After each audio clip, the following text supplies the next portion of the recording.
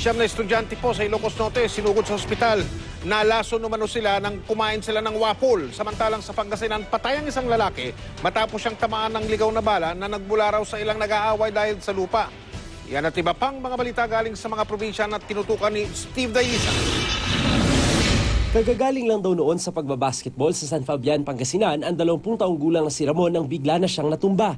Yun pala tinamaan siya ng ligaw na bala sa dibdib na agad niyang ikinamatay. Ayon sa pulisya, nagmula raw ang putok ng baril sa kalapit na lugar kung saan may nag-aaway dahil umano sa agawan sa lupa. Binabawi na raw kasi ng may-ari ng lupa ang kanyang ari-arian na tinayuan ng bahay ng ilang informal settler. Posible raw galing ang putok sa ilang gwardya ng lupain. Sumuko sa pulisya ang siyam na gwardya at iniimbestigahan na. Hindi sila nagbigay ng pahayag. Nang dahil umano sa kinaing waffle, siyam na estudyante ang nalason sa Badok, Ilocos Norte. Ang waffle binili raw sa kanilang paaralan. Sumakit daw ang tiyan at nagsuka ang mga bata kaya sinugod sa ospital. Pero hindi pa tiyak ng doktor kung food poisoning ang nangyari. Hirap din pag-aralan ng kaso dahil wala na raw natirang waffle para eksaminin.